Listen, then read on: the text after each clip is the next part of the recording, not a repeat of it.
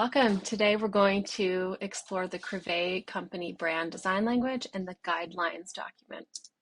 This presentation is primarily for anyone designing anything visual for Crevay. So if you're designing a website page, something for social media, or a webinar guide, anything that is meant to be seen with our audience's eyeballs, this is for you.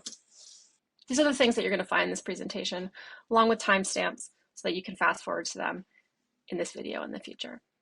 Before showing you the brand guide, I'm going to set a foundation of the why behind all of the design choices in this brand. Hopefully this will instill everyone with confidence that every single part of the brand's design language was formulated intentionally and there are reasons behind everything. Sometimes it helps to understand those reasons so you can totally buy into every choice that was made. Have you ever pulled a door that was supposed to be pushed? It can make you feel stupid, especially when there are design elements to the door, like handles, that would make you totally justified in thinking it was meant to be pulled. This is a problem so common that it has a name, a Norman door. And who remembers these popping up during COVID? What's wrong with them? They're directions about which way to go, but red means stop, red means no. You may have been tripped up by these consciously, but almost worse, they may have just caused you to pause enough to make you feel confused. And what we know about confusion is that a confused mind says no. In the same way as those real world examples, if our digital world is confusing, they won't stay on the website, they won't click buttons, they won't get in touch, they won't convert, and the business may not succeed. In light of all this, let's talk about how I crafted the Crevay Company brand and how you can use the brand guide document to successfully design on-brand materials for the Crevay audience. In this first section, we're going to talk about brand consistency and why it matters, and how it builds trust. A brand is a person. It is an individual. It is a character that your customers and prospects are interacting with on a personal level. Brand guidelines are a rule book for that character. They ensure that the brand looks and feels the same everywhere. They are a uniform for all of the touch points where people will come in contact with the brand. Brand consistency is the number one answer to the question of why does any of this matter? It matters because it's the number one factor in whether a business will succeed or fail. How does a consistent brand build trust? The Crevay brand is a character. They have a certain style, a particular accent, a worldview, a reputation. This is me. If you know me or you're even just being introduced to me with this video, you know that I'm a woman. I speak a certain way. I dress a certain way. I have an American accent. If I show up to a meeting one day looking like this, and some days looking and sounding like this, it would be confusing, uncomfortable, and awkward. Probably as awkward as that just was. At the very least, it would cause you to pause and feel kind of weird about it. Now, maybe you noticed that my hair is blonde in that photo and it's now brown. That could have just made you, for a split second, go, huh? Let's talk about consistency using a well-known brand to illustrate some fundamentals. Brand consistency matters because people remember consistency. Think of Starbucks. Think of their logo, their colors, even the way that their restaurants are decorated. They are all consistent. The build out of every single Starbucks is the same. Even the way Starbucks smells is the same everywhere you go. This consistency builds trust. You know you're in a Starbucks. You don't have to spend any mental energy getting acquainted with your surroundings. It feels familiar. It feels comforting. It replicates the comfort of stepping into the place that you're the most familiar with. Your own home. In the same way that you could close your eyes and make your way around your home, we want people to be able to effortlessly navigate your brand with minimal effort. Consistency matters because it creates a strong first impression. When everything about your brand looks polished and put together, it creates a professional and trustworthy image. If you were walking into a Starbucks for the first time, you would be struck by its slick and timeless logo, the flawless build out of the store, taking ownership of a certain shade of green, the uniforms, the packaging. You would feel like this place is high quality, professional, and not homemade. It has the full weight of a corporation behind it. This would be the beginning of a trusting relationship. Brand consistency matters because it means everyone is speaking the same language. A brand guidelines document helps everyone involved with a company communicate the brand message consistently. It avoids confusion and ensures that everyone is on the same page. Brand consistency helps customers feel confident that when they interact with the brand, they feel like they're in on it, like they know this character intimately, and then eventually one day it becomes a community. Now let's talk about some of the fundamental principles of brand design and see some of these in play in the Crevay Company brand. Design is language. There are elements of design that mirror grammar, volume, tone, accent, the speed at which one speaks. Design isn't like language. Design is a language. Design is psychological. Colors can spark emotions. Layouts can guide our attention, and even fonts can subconsciously influence our trust. This understanding of human psychology empowers brand designers to create experiences that are not only functional, but also emotionally engaging and persuasive. The Crevay brand is designed specifically to make those who interact with it feel a certain way and take certain actions. We should not design for our own preferences. Brand design is a practice in empathy. The Crevay brand was not designed primarily just to have pleasing aesthetics or incorporate my personal preferences. It was carefully and intentionally crafted with the audience and the business goals in mind. This is an actual room in my house. Trust that if I had designed this brand to align with my own preferences, it would look a lot more like a small batch bourbon brand.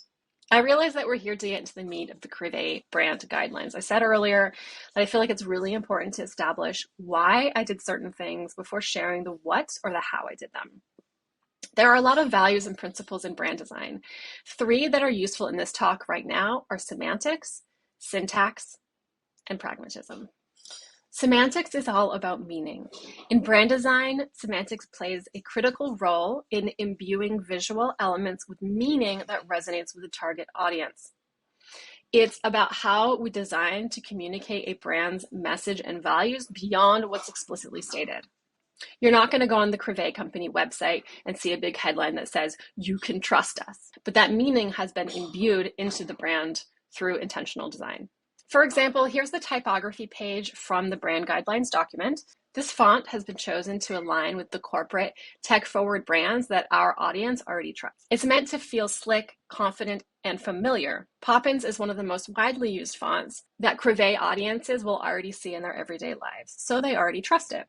Font choice is one way that a brand's design can be imbued with meaning. Poppins is a sans serif typeface, meaning that there are no serifs. Serifs are these little caps on the edges of letters. Here are some serif fonts.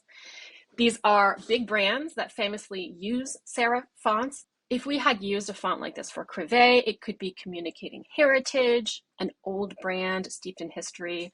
It's also a very newsy font. That's good if you want trust of a different kind. But this is one example of how the chosen font is semantics in action in the Crevay Company brand. Now, syntax, it's all about details. Syntax is essentially the grammar of a brand's design language. Visual syntax is the way that design elements are arranged and organized to create a cohesive brand identity. One place that you can see syntax communicated in the brand guidelines document is in the layouts section. Other examples of how syntax comes into play in brand design is hierarchy and order, consistency and cohesion, and brand personality. I'm going to let you pause and just read this for yourself. To further illustrate, here is the same slide that you just saw, breaking all of these conventions I've just explained. You don't know where to look first, you don't know what's the most important information, you don't know what's being emphasized, and you don't know which information belongs together.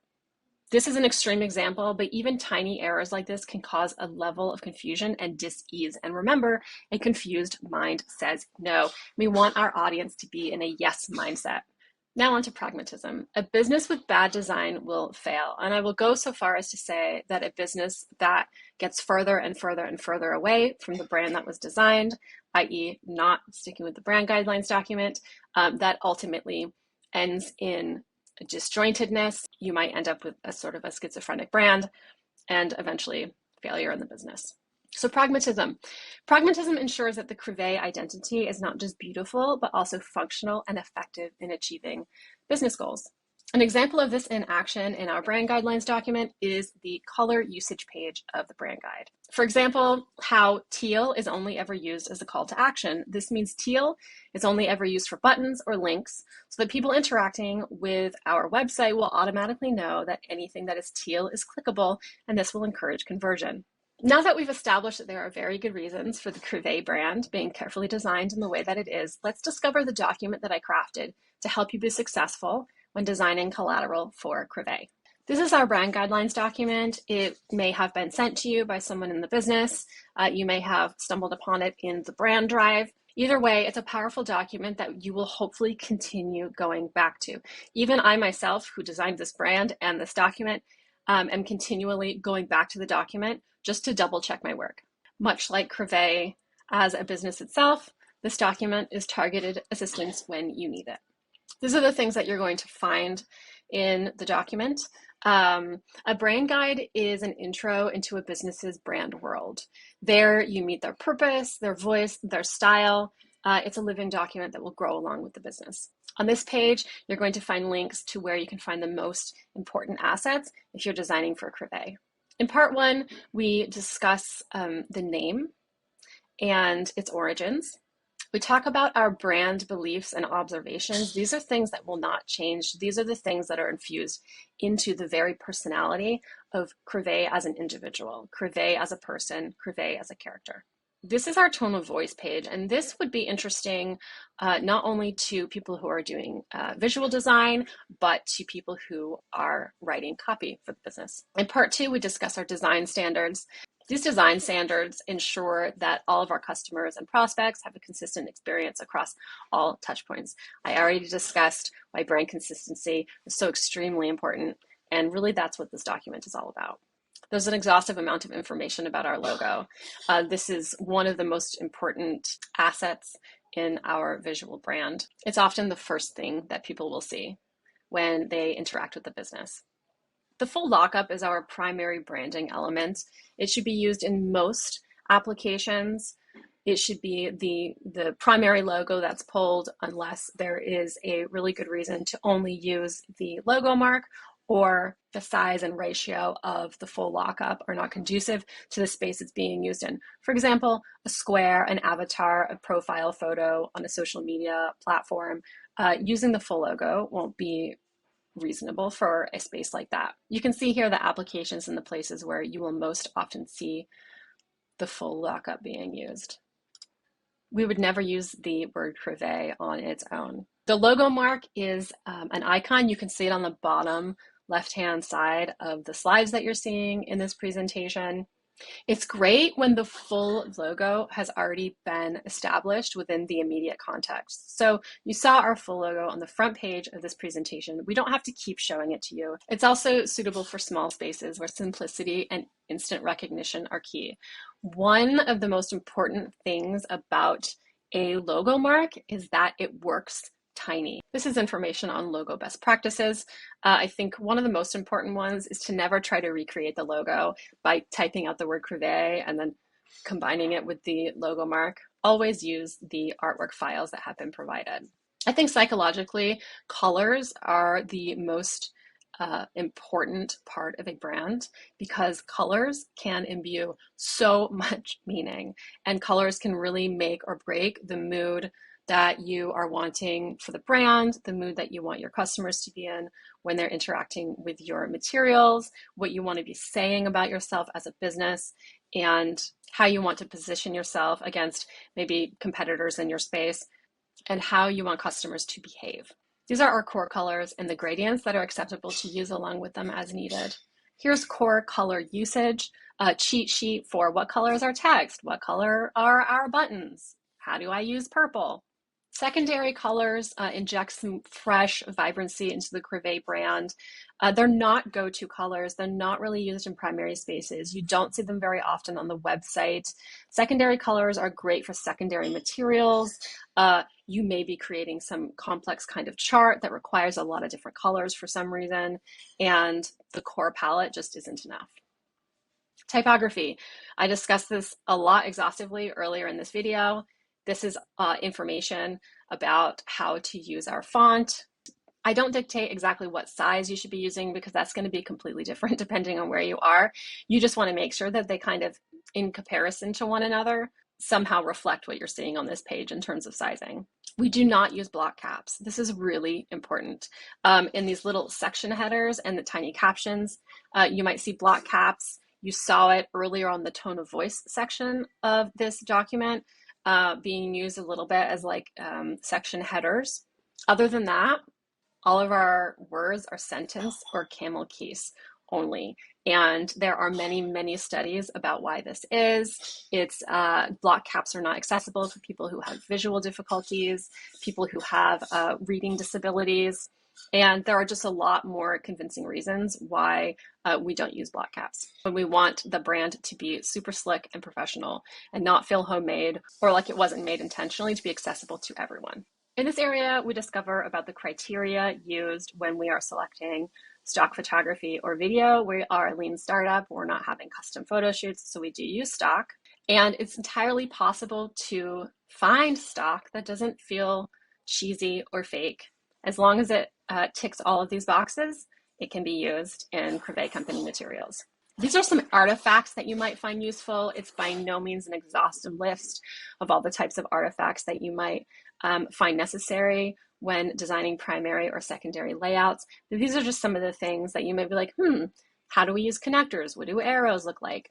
You will see a lot of these types of artifacts in play in presentations that come from the company and maybe like social media posts. This page and the one after it, they draw a distinction between primary and secondary layouts. Primary being things that are evergreen, things that don't really change, things that are like the most impactful pieces of collateral that we have up our sleeve, like the website. And then we have information about secondary layouts, what we consider secondary layouts, and how you might use primary and secondary colors in a secondary layout. Over here, you'll see that we don't really use the secondary colors on the website, primary colors only. So that's it. This is all of the really basic information that anyone's going to require when designing anything for the Crevay brand. As always, feel free to reach out to me, get in touch if you want me to just double check and cast my eye over anything that you've designed to make sure it's definitely totally on brand. I'm always happy to do that. Thank you so much for watching.